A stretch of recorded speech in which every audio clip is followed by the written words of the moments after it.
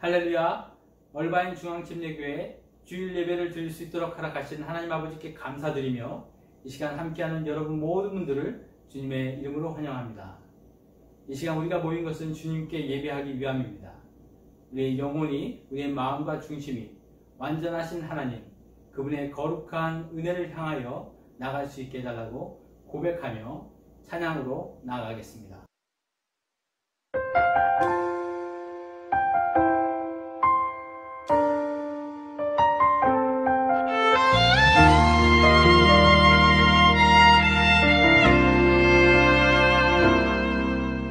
나는 하나님을 예배하는 예배자입니다.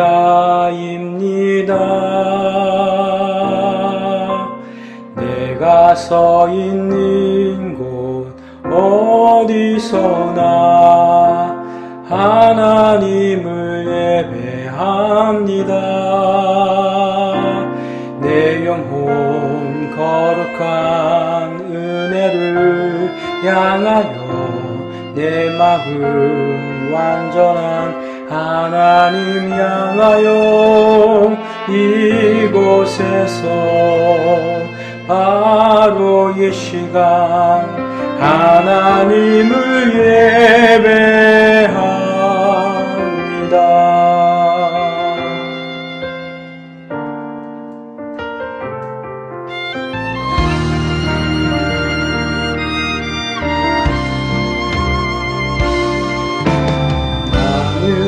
하나님을 예배하는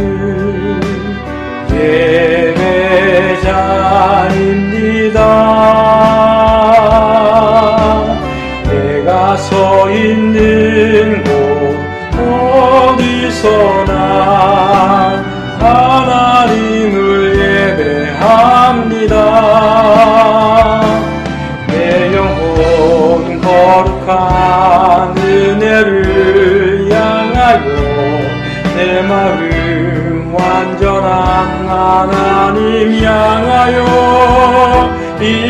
이곳에서 바로 이 시간 하나님을 예배합니다. 내 영혼 거룩한 은혜를 향하여 내 마음 완전한 하나님 향하여 이곳에서 바로 이 시간 하나님을 예배합니다. 내 영혼 거룩한 은혜를 향하여 내 마음 완전한 하나님 향하여 이곳에서 바로 이 시간 하나님을 예배합니다. 바로 이 시간 하나님을 예배합니다. 하나님은 우리를 당신의 백성으로 부르실 때에 하나님을 섬기고 또 예배하도록 부르셨습니다. 그러므로 우리는 이 예배하는 자리에서 우리가 가장 큰 위로를 얻게 되는 것이고 더불어 기쁨을 얻을 수 있는 것입니다. 예배하는 이 시간이 우리 주님께도 큰 기쁨이 되고 더불어 우리에게도 영혼의 큰 만족이 되는 그런 축복과 은혜의 시간이 되시기를 바랍니다. 다 같이 사도신경으로 우리의 믿음과 신앙을 고백하겠습니다.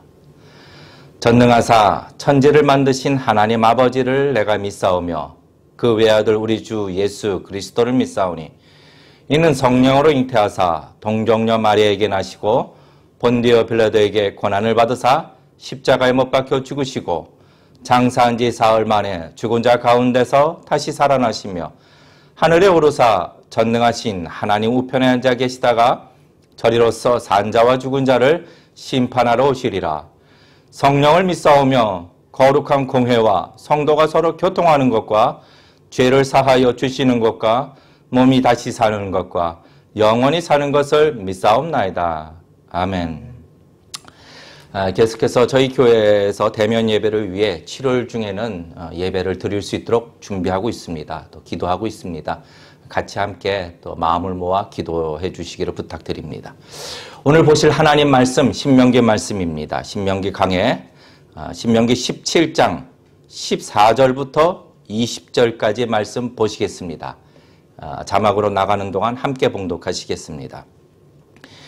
네가 네 하나님 여호와께서 네게 주시는 땅에 이르러서 그 땅을 얻어 거할 때에 만일 우리도 우리 주위의 열국같이 우리 위에 왕을 세우리라는 뜻이 나거든 반드시 네 하나님 여호와의 택하신 자를 네 위에 왕으로 세울 것이며 네 위에 왕을 세우려면 네 형제 중에서 한 사람으로 할 것이요 네 형제 아닌 타국인을 네 위에 세우지 말 것이며 왕된 자는 말을 많이 두지 말 것이요 말을 많이 얻으려고 그 백성을 애굽으로 돌아가게 말 것이니 이는 여호와께서 너희에게 이르시기를 너희가 이후에는 그 길로 다시 돌아가지 말 것이라 하셨음이며 아내를 많이 두어서 그 마음이 미혹되게 말 것이며 은금을 자기를 위하여 많이 쌓지 말 것이니라. 그가 왕위에 오르거든 레위 사람 제사장 앞에 보관한 이 율법서를 등사하여 평생에 자기 옆에 두고 읽어서 그 하나님 여호와 경외하기를 배우며 이 율법의 모든 말과 이 규례를 지켜 행할 것이라. 그리하면 그의 마음이 그 형제 위에 교만하지 아니하고 이 명령에서 떠나 좌로나 우로나 치우치지 아니하리니 이스라엘 중에서 그와 그의 자손의 왕위에 있는 날이 장구하리라. 아멘. 이 시간 오늘 읽으신 본문을 가지고 우리 피영민 목사님께서 왕에 관한 법도라는 제목으로 말씀 증거하실 때 깨달음과 또 은혜가 충만한 시간 되시기를 바랍니다.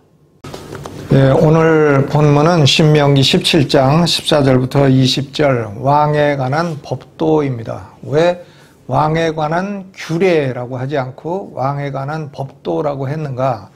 이 문장의 구조가 if, then, 만일 이런 뜻이 생기거든 이렇게 하라. 규례가 아니라 법도의 구조를 가지고 있기 때문에 그렇습니다. 이 신명기는 모세가 모압 평야에서 이제 광야의 제2세대들을 향해서 가나안 땅에 들어가거든 어떻게 하나님의 법도를 따라서 살아야 되는가 하는 것을 가르치는 그런 말씀입니다. 설교입니다. 신명기 4장 13절로 14절은 신명기를 이해하는 데 있어서 골격을 이루는 말씀입니다. 여호와께서 그 언약을 너희에게 반포하시고 너희를 지키라 명하셨으니 곧 십계명이며 두 돌판에 친히 쓰신 것이라. 그때에 여호와께서 내게 명하사 너희에게 규례와 법도를 교훈하게 하셨으니 이는 너희로 건너가서 얻을 땅에서 행하게 하려 하심이니라 그랬습니다. 이 말씀의 중요한 단어가 세 가지입니다. 하나는 십계명, 둘째는 규례, 셋째는 법도입니다. 십계명은 하나님이 명하시는 모든 법의 총체적인 요약이라고 할 수 있습니다. 하나님의 법은 십계명에 다 요약이 되어 있습니다. 그런데 이 십계명을 구체적으로 시행하기 위해서는 두 가지 종류의 법이 필요한데 하나는 규례이고 다른 하나는 법도입니다. 규례는 영어로 statute, S-T-A-T-U-T-S, statute라고 부르고 또 법도는 judgment라고 부릅니다. 법도를 그렇기 때문에 판단이라고도 번역을 합니다. 문장의 구조상으로 규례는 you shall 혹은 you shall not 이렇게 해라, 이렇게 하지 마라 하는 구조를 갖고 있고 법도는 if, then, 만일 이러이러하다면 그렇다면 이렇게 해라 하는 구조를 가지고 있습니다. 그러니까 규례와 법도 이 두 가지는 십계명을 구체적으로 실천하기 위한 두 종류의 법이라 이렇게 볼 수가 있습니다. 우리가 시편에 보면 가끔 주의 판단이라고 하는 말씀이 나오는데 이것은 하나님께서 일반적으로 옳고 그름을 판단한다 그런 뜻이 아닙니다. 이게 바로 주님의 법도라는 뜻이죠. 시편 119편 75절에도 여호와여 내가 알거니와 주의 판단은 의로우시고 그랬습니다. 주의 판단은 의로우시고. 오늘날 많은 성도들은 그 규례와 법도는 자신들과 상관이 없다고 생각하는, 이건 골치 아픈 율법 조문이라고 생각하는 경향이 있습니다. 그런데 우리가 10계명을 지금 골치 아프니까 갖다 버리자 이렇게 말할 수 없죠. 그것은 율법 폐기론자들이나 하는 말입니다. 10계명이 오늘날 우리에게 타당하다고 한다면 10계명을 실제적으로 적용하고 구체적으로 실천하는 규례와 법도도 타당하다고 생각을 해야 됩니다.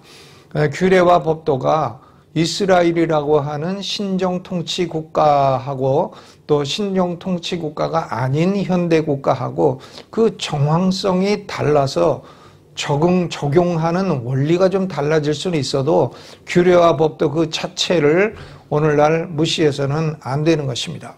신정통치국가에 적용할 때는 이렇게 하지만 신정통치국가가 아닌 경우에 적용할 때는 그 원리를 생각하고 배워서 적용해야 되는 것입니다. 신명기 16장부터 18장까지 신정통치국가인 이스라엘의 지도자들, 재판장, 유사, 왕, 제사장, 레위인들에 관한 규례와 법도입니다.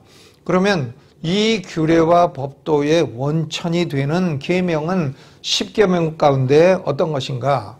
이 신명기 16장부터 18장까지 지도자들에 관한 규례와 법도는 어떤 계명을 구체적으로 실천하기 위한 것인가? 라고 하는 질문이 생기는데 그 답은 5계명입니다. 5계명, 내 부모를 공경하라 하는 계명입니다.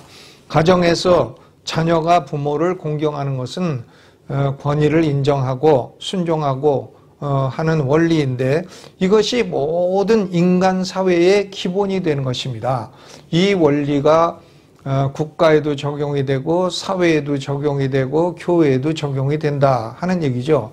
그러니까 옛날 중국 사람들 유교를 만든 사람들도 효가 국가사회 기본이다 하는 원리는 그 생각 자체만큼은 성경적인 생각이라고 볼 수가 있겠습니다.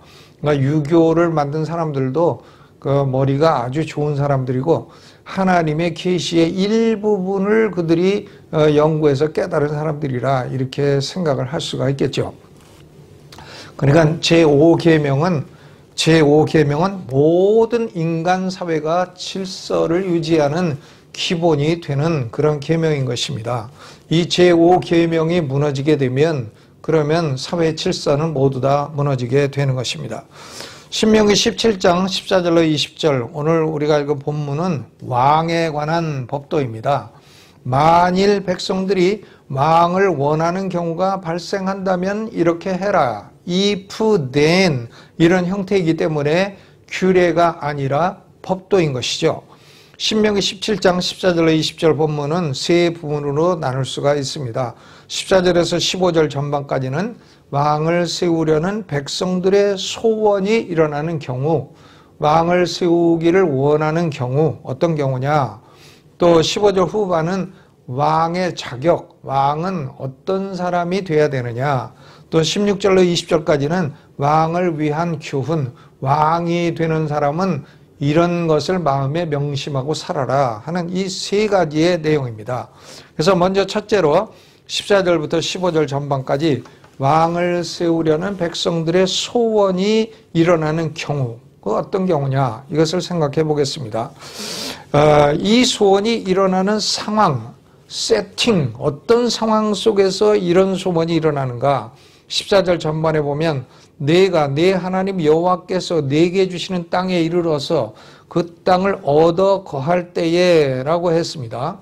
그러니까 모압 평야에서 백성들을 가나안 땅을 정복하고 정착할 때를 준비시키는 모세 설교인데 가나안 땅을 정착하고 정복하고 정착하고 할 때에 그때에 만일 우리도 우리 주위의 열국같이 우리 위에 왕을 세우리라 하는 뜻이 나거든 그랬습니다. 그때에 우리도 왕을 세워야 되겠다 하는 소원이 일어나거든 만일 그런 소원이 일어난다면 뭐 안 일어난다면 왕을 안 세워도 되겠지만 그런 소원이 일어나거든 그런 것이 왕을 원하는 왕의 소원이 일어나는 상황인 것이죠. 우리말 성경 개역 성경은 우리도 우리 위에 왕을 세우리라 이게 복수로 번역이 되어 있습니다만은 킹 제임스 버전에는 I will set a king over me 내가 내 위에 왕을 세우리라 단수로 번역이 되어 있어요. 히브리어 원어 성경도 아시마 해가지고 아라는 꼬리가 단수예요. I will set 내가 세우리라 단수로 되어 있습니다. 물론 내가 내 위에 왕을 세우리라 단수라고 해서 한 사람의 생각이라는 의미는 아닙니다. 이것은 이스라엘의 12지파가 모두 다 한 목소리를 내는 경우라 하는 의미로 이해를 해야 됩니다. 어느 지파가 한 지파라도 반대하고 그런 게 아니고 어느 지파가 또 다른 지파에 억지로 강요하거나 압박하는 그런 것도 아니고 12지파가 모두 한 사람의 목소리처럼 한 사람의 소원처럼 그렇게 동의한다는 의미인 것입니다.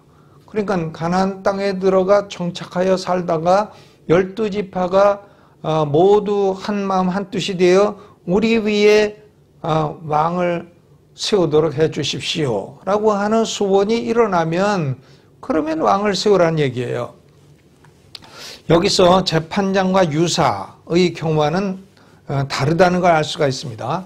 신명기 16장 18절에 재판장과 유사를 둘 것이며 라고 명령하셨어요. 재판장과 유사는 반드시 두어야 됩니다. 그러나 왕의 경우는 하나님이 왕을 두어야 한다고 명령하신 것이 아닙니다. 왕 제도는 반드시 필요한 것이 아니라는 말씀이에요.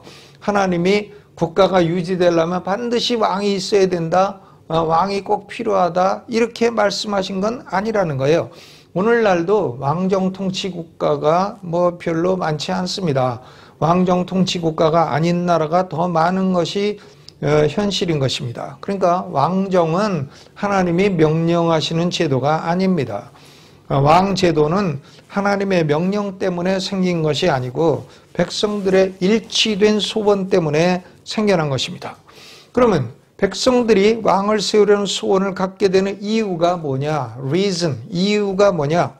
우리 주위의 열국같이 우리도 우리 위에 왕을 세우리라 그랬어요. 이스라엘은 12지파의 연방국가입니다. 미국처럼 연방국가예요. 중앙정부가 존재하지를 않았습니다. 오직 중앙법원이 있었을 뿐입니다. 그런데 이스라엘의 주변 국가들은 모두가 중앙정부와 왕을 가지고 있었습니다.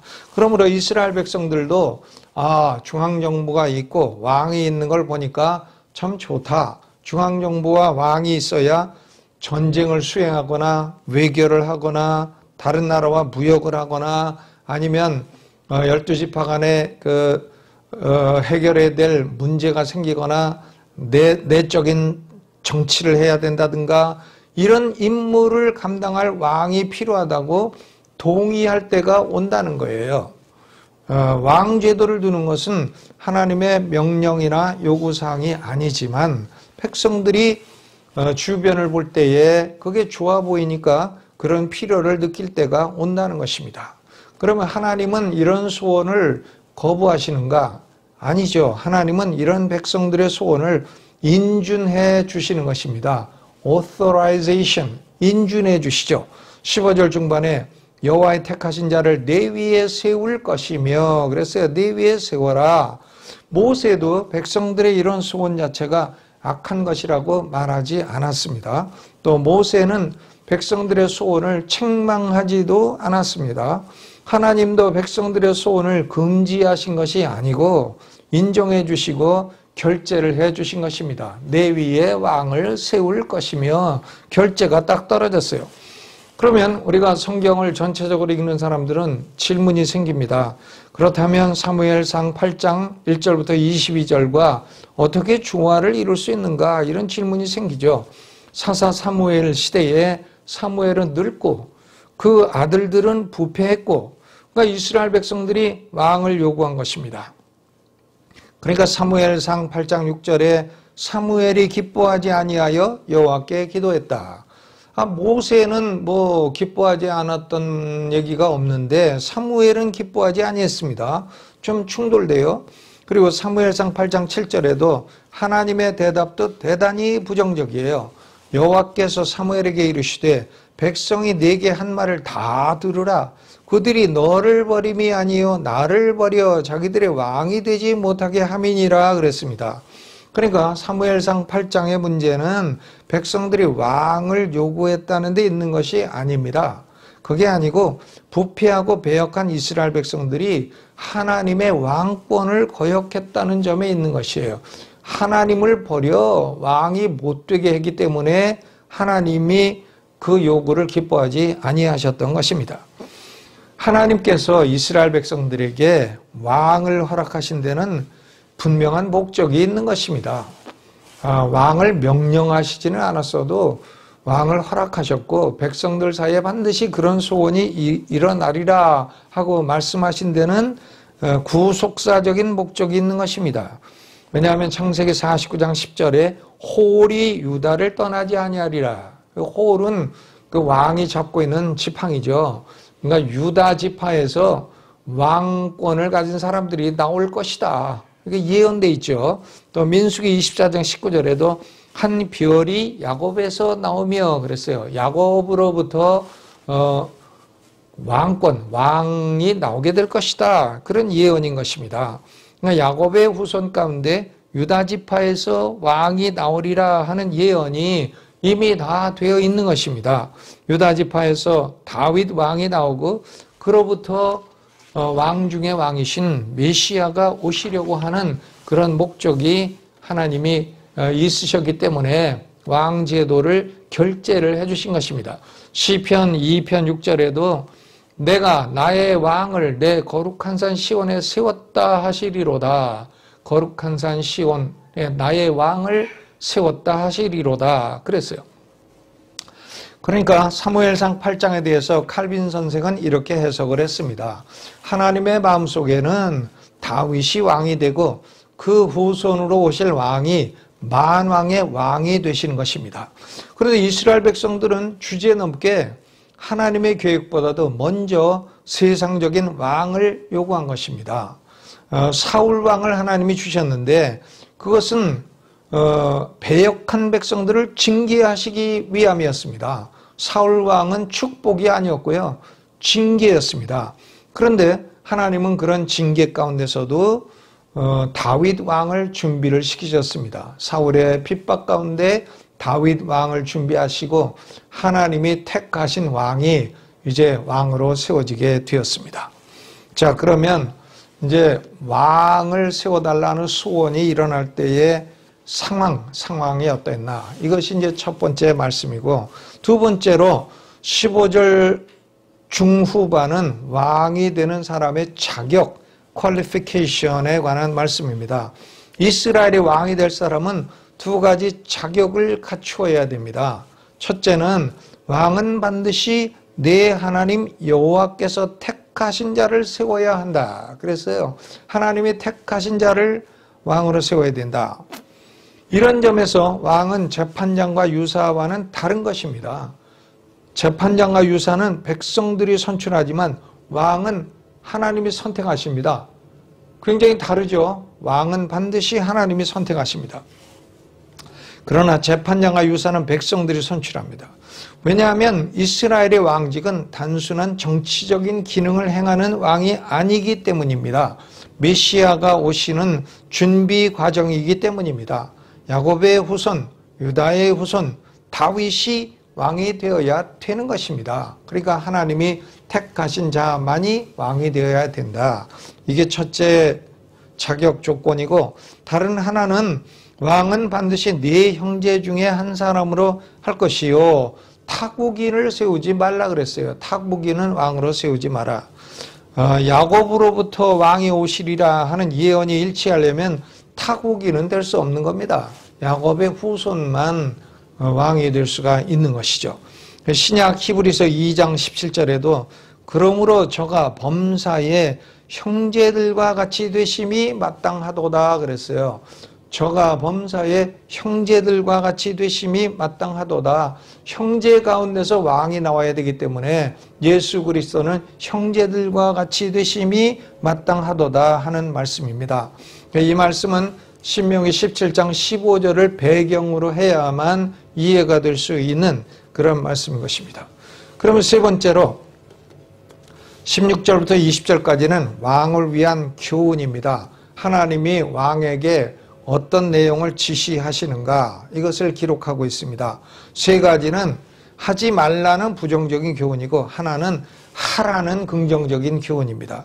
먼저 하지 말라는 부정적인 교훈은 왕이 될 사람이 경계해야 될 위험들을 말씀을 하는 것입니다. 첫째 위험은 말을 많이 두지 말라 그랬어요. 말, 홀스죠, 홀스, 말. 당시의 국방력은 말의 숫자로 평가가 되었습니다. 왕들이 신뢰하는 가장 강력한 무기가 말이었습니다. 오늘날로 치면은 핵폭탄과 같은 것이죠, 말이. 그런데 왜 말을 많이 두는 것이 위험한가? 왕들이 말을 제 목적대로 사용하지 않고 오용하기 때문인 것입니다. 왕들이 말을 많이 두게 되면 여러 가지 위험이 있어요. 먼저 시편 20편 7절에 보면 혹은 병거 혹은 말을 의지하나 우리는 우리 하나님 여호와의 이름을 자랑하리로다 그랬어요. 말을 많이 갖게 되면 왕은 하나님보다 말을 더 의지할 위험이 있게 되는 것입니다. 그러니까 하나님보다 말을 더 의지한다. 또 둘째 위험은 왕이 말을 많이 두게 되면 다른 나라를 공격하고 정복하고 싶은 유혹에 빠지기 쉬운 것입니다. 그러니까 제국주의적인 왕이 되기 쉽다. 그렇죠. 말이 많으니까 말을 좀 써먹어야 되는데 어디다 쓰나 남의 나라를 침략하는 데 쓰죠. 그러니까 이게 제국주의적인 왕이 되기 쉽다. 또 세 번째 위험은 왕을 많이 두게 되면 국가는 소위 군비 확장주의, 밀리터리즘에 빠지게 된다. 밀리터리즘. 국가의 주된 목표를 군사력 확장해 두는 거예요. 다른 건 다 엉망이 돼도 군사력만 확장하면 된다. 백성들은 굶어 죽어도 핵만 만들면 된다. 이런 거죠. 이게 밀리터리즘인데 국민 생활을 오로지 전쟁 준비에 빠지도록 만드는 것입니다. 국민을 모두 다 전쟁 준비의 도구로 써요. 이게 밀리터리즘입니다. 군비 확장주의, 군사 우선주의, 오늘날 북한의 체제가 그 대표적인 경우라고 할 수가 있습니다. 또 이 말을 많이 두게 되면 내부적으로 독재의 무기를 삼고 왕이 독재자가 될 가능성이 많은 것입니다. 그러니까 말을 많이 두지 마라. 그리고 또 다른 위험은 백성들이 말을 얻으려고 자꾸 애굽에 내려가서 말을 사옵니다. 애굽이 말이 많으니까. 그러니까 애굽에 내려가서 말만 사옵니까?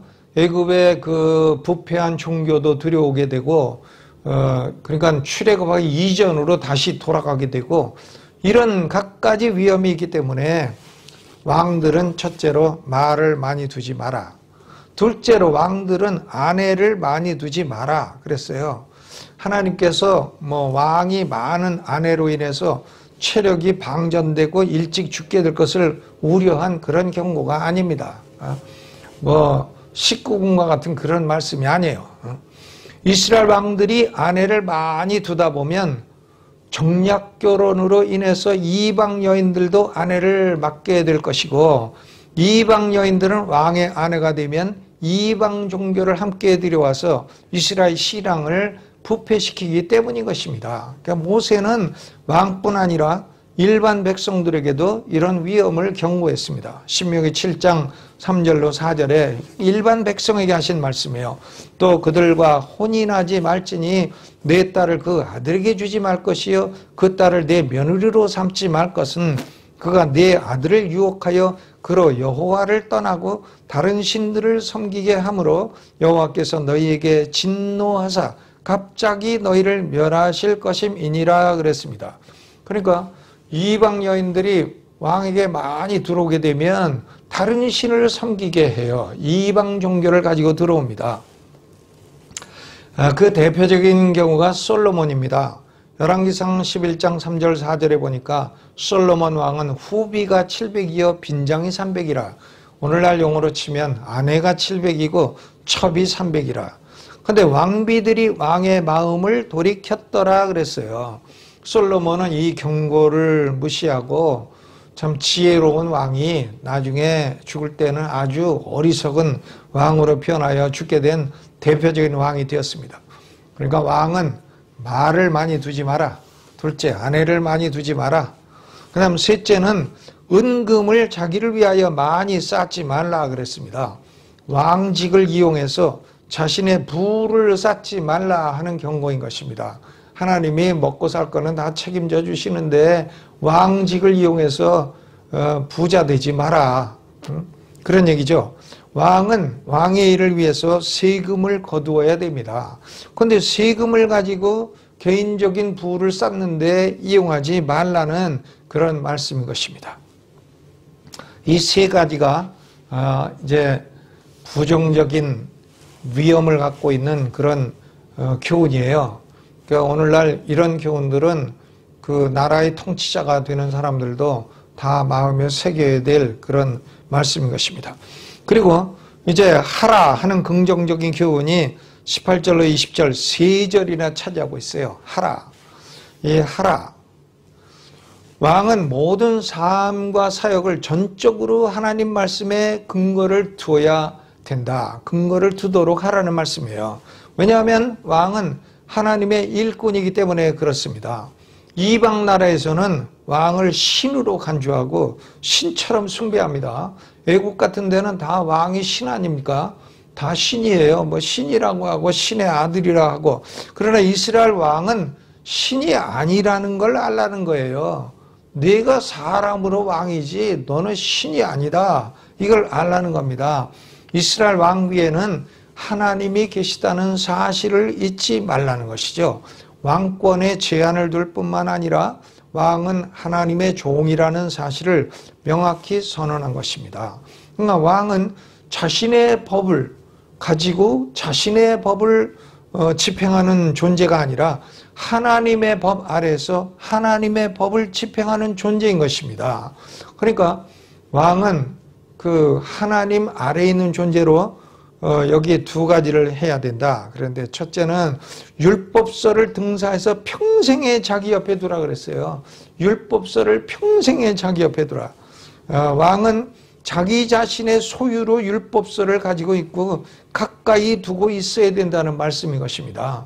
그러니까 왕이 돼가지고 율법서도 어디 있는지도 모르고 자기 율법서도 없고 그런 사람이 되어서는 안 된다는 얘기죠. 율법서는 뭘 가리키는가 하면 바로 십계명과 또 십계명을 실천하는 규례와 법도가 포함된 신명기를 의미하는 것입니다. 왕은 반드시 신명기를 복사해가지고 카피해서 자기 옆에 평생에 두어라. 그런데 율법서 신명기도 위조된 거 갖다가 쓰지 말고 위조가 안 된 원본을 복사해라. 그 원본임을 보장해 주는 게 누군가 하면 바로 레위 사람 제사장이죠. 그러니까 율법서는 레위 사람 제사장 앞에 보관함에 보관되어 있는 율법서를 등사해라 그랬어요. 가짜가 아닌 원본을 등사해라. 그래서 개인적인 카피를 가지고 있고 그걸 평생에 자기 가까이 두어라. 평생에 가까이 두어라. 그리고 다른 하나는 왕은 율법서를 옆에 두고 구경만 하고 장식품으로 삼지 말고 읽는 일에 헌신해야 된다. 그런 얘기예요. 율법서를 읽어라. 읽고 공부하고. 그러니까 무식한 사람, 율법서를 읽을 줄도 모르는 무식한 사람은 왕이 되어서는 안 된다는 얘기입니다. 왕이 되어서는 안 돼요. 그러니까 이게 지도자가 될 사람은 무식하면 안 되는 겁니다. 어떤 사람은 나는 무식하지만 잘합니다. 그러는데 아니 그건 아니죠. 왕이 난 무식하지만 왕일 잘합니다. 그런 건 아닙니다. 하나님은 율법서를 읽고 공부할 정도의 지성을 갖춘 사람이 왕이 되어야 된다. 그런 말씀인 것입니다. 언제 어디서나 평생에 율법서를 옆에 두고 읽으라는 거예요. 평생에 율법서를 옆에 두고 읽으라. 그러면 왕이 율법서를 읽는 일에는 무슨 목적이 있나? 분명한 목적이 있는 것입니다. 그 하나님 여호와 경외하기를 배우며 이 율법의 모든 말과 이 규례를 지켜 행하기 위한 목적인 것입니다. 경외하기를 배우고 이 말씀을 지켜 행하기 위한 목적이에요. 그냥 공부만 하고 머리로 알고 이런 거로 끝나는 게 아니라 실천적인 목적을 갖는 것입니다. 여호와 하나님을 경외하는 것이 지혜와 지식의 근본이기 때문에 율법서를 읽으면 왕이 지혜로운 사람이 되는 것입니다. 하나님을 믿지도 않으면서 스스로 지혜 있다고 생각하는 사람은 어리석은 자 중에 어리석은 자예요. 왜? 여호와를 경외하는 것이 지혜와 지식의 근본, 아주 출발점이 되기 때문인 것입니다. 모세는 왕이 율법서를 부지런히 읽으면 세 가지 결과가 나타난다고 했어요. 그의 마음이 형제 위에 교만해지지 아니한다. 즉 겸손한 마음을 유지하게 된다는 겁니다. 성경을 늘 읽고 연구하고 가까이 하면 사람이 겸손해져요. 또 이 명령에서 떠나 좌로나 우로나 치우치지 아니한다. 인생이 곁길로 가지 않고 정도를 가게 된다. 그 말이 있음이고요. 또 이스라엘 중에서 그와 그의 자손이 왕위에 있는 날이 장구하리라. 후손들이 다 왕도 되고 왕도 또 오래 하고 그렇다는 얘기죠. 즉 인격적인 면이나 사역적인 면이나 가정적인 면에서 모두 성공하게 된다는 축복의 약속인 것입니다. 아주 중요한 명령이죠.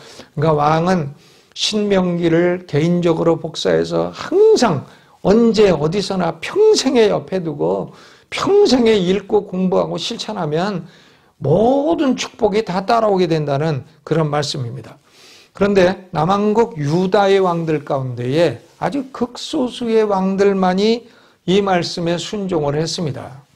순종을 했는데 그것도 뭐 평생 순종한 것도 아니고 하다가 말다가 조금 하다가 말다가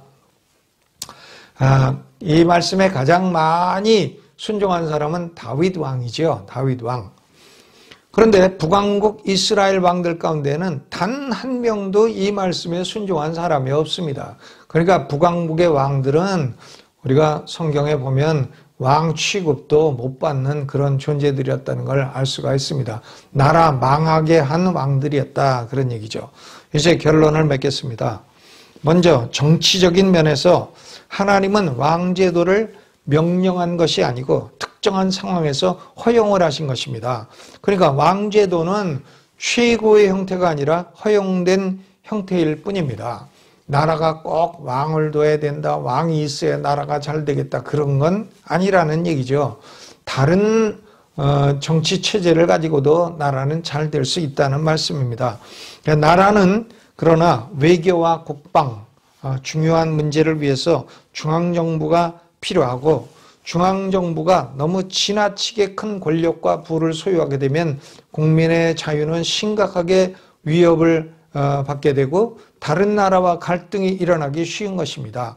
그러니까 중앙정부의 담당자는 말을 많이 두지 말고 아내를 많이 두지 말고 은금을 쌓지 말고 지나친 권력과 부를 소유하는 일을 경계를 해야 됩니다. 그렇지 않으면 부를 쌓아도 누리지 못하게 될 것입니다. 이것이 이제 오늘날 이 신정통치 국가가 아닌 나라들에 있어서 정치적으로 적용할 수 있는 원리고요. 또 두 번째 적용의 원리는 우리 성도들은 왕 같은 제사장들이에요. 우리가 어떤 의미에서 우리는 왕들입니다. 그냥 왕에게 주신 교훈은 영적으로 우리 성도들 개개인에게도 적용이 되는 것입니다. 그러니까 하나님 이외에 다른 어떤 것을 너무 의지하지 마라 하는 것이고 하나님의 말씀을 가까이 두고 아주 평생에 가까이 두고 읽고 공부하고 또 순종하는 일에 헌신하면 인격적인 면이나 사역적인 면이나 가정적인 면이나 모든 면에서 성공하는 축복을 받게 될 것이라. 아주 중요한 원리이죠. 또 이스라엘 왕은 결국은 만왕의 왕, 만주의 주이신 그리스도가 오시는 통로에 불과했던 것입니다. 하나님이 왕을 허용하신 근본 목적은 메시아이신 예수 그리스도를 보내는 통로로 쓰시기 위했던 것입니다. 그리스도는 영원하고 참되신 우리의 왕이시죠. 예수 그리스도는 왕이시자 제사장이시자 선지자이십니다.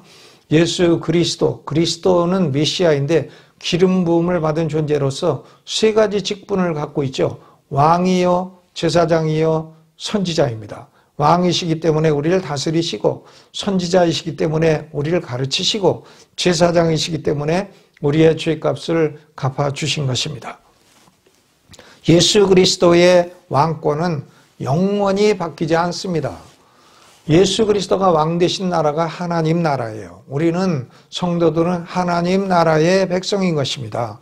왕에게 순종하고 충성하는 자는 복을 받되 현세뿐만 아니라 내세에서도 영원한 복을 받게 될 것입니다. 왕에게 순종하며 살아가시기를 주님의 이름으로 축원합니다.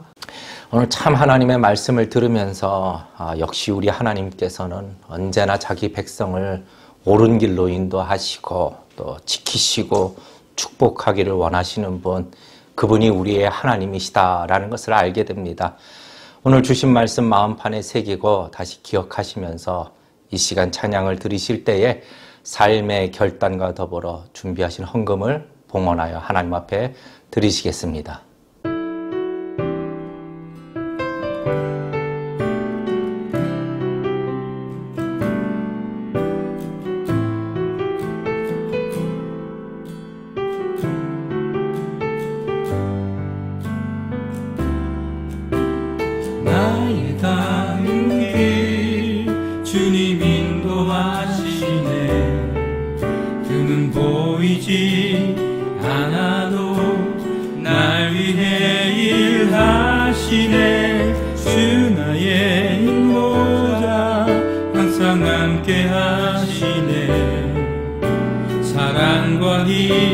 베푸시며 인도하시네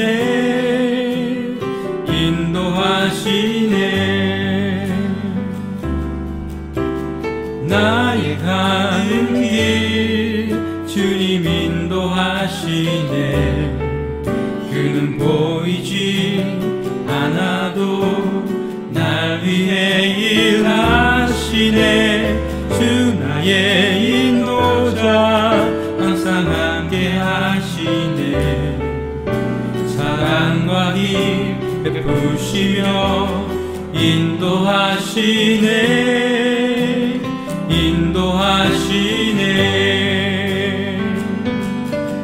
광야의 길을 만드시고 날 인도해 사막의 강 만드신 것 보라 하늘과 땅 변해도 주의 말씀 영원히 내 삶 속에 새 일을 행하리 나의 가는 길 주님 인도하시네 그는 보이지 않아도 날 위해 일하시네 주 나의 인도자 항상 함께 하시네 사랑과 힘 베푸시며 인도하시네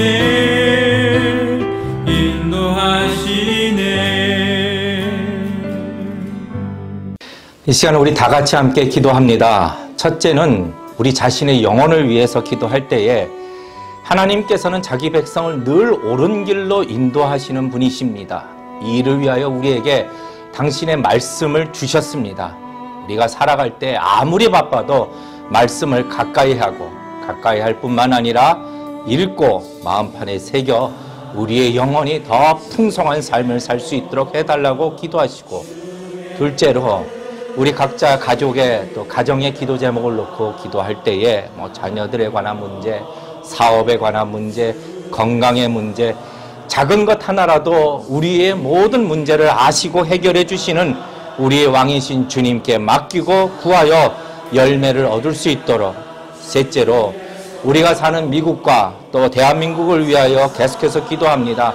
하나님이 기거하게 하신 땅이기에 우리가 사는 성도가 사는 이 땅이 우리로 인하여 축복을 얻을 수 있도록, 더불어 마지막 우리 얼바인 중앙침례교회 마지막 때 하나님께서 기뻐하시고 쓰임을 받는 교회가 될 수 있도록, 진리를 증거하고 가르치는 교회가 될 수 있도록 다 같이 한 2분간만 통성으로 기도하신 후에 피영민 목사님 나오셔서 헌금을 위하여 기도하시고 축도로 오늘 예배를 마치겠습니다.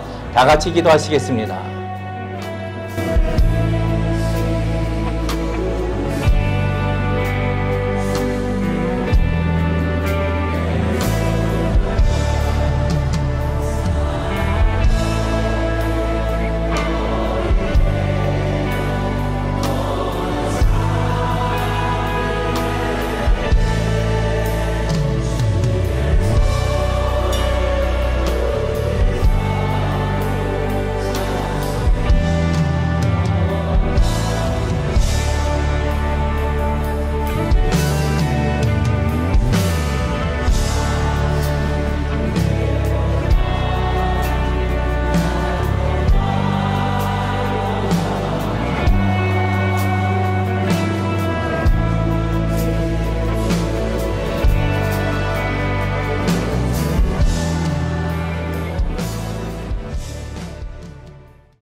은도 내 것이고 금도 내 것이라고 말씀하시는 하나님, 이스라엘 백성들에게 하나님께 순종할 때에 뛰어난 백성이 되게 하시고, 머리 될지언정 꼬리 되지 않게 하시고, 또 위에 있을지언정 아래 있지 않게 하시고, 다스릴지언정 다스림을 받지 않게 하시고, 구워줄지언정 꾸지 않는 자가 되게 하리라고 약속해 주셨습니다. 나가도 복받고 들어가도 복받고 일어나도 복받고 앉아도 복받고, 항상 하나님이 축복하시는 사람은 복받는 사람으로 살아갈 수 있다 하셨으니, 오늘 우리는 하나님을 사랑하고 하나님께 순종하고 하나님께 새로이 헌신하는 마음으로 귀한 예물을 드렸습니다. 하나님 기쁘게 드리는 자를 축복하신다 하셨으니, 우리 마음껏 드린 성도들을 축복해 주옵시고, 이 땅에 살며 큰 물권을 얻어 하나님께 더 큰 영광을 돌리며 살 수 있게 하여 주옵소서. 왕같은 제사장으로 우리가 살아갈 때에 늘 하나님의 말씀을 가까이 하며 평생에 여호와 경외하기를 배우게 하시고, 또 여호와 하나님의 말씀을 따라 순종하며 행하며 살아가는 우리가 되게 하여 주옵소서. 이제는 우리 구주 예수 그리스도의 은혜와 아버지 하나님의 극진한 사랑과 성령의 감동 감화 충만하심이 오늘 예배로 하나님께 영광 돌린 사랑하는 성도들 위해 이제로부터 영원히 함께 하시기를 예수 이름으로 간절히 축원하옵나이다. 아멘.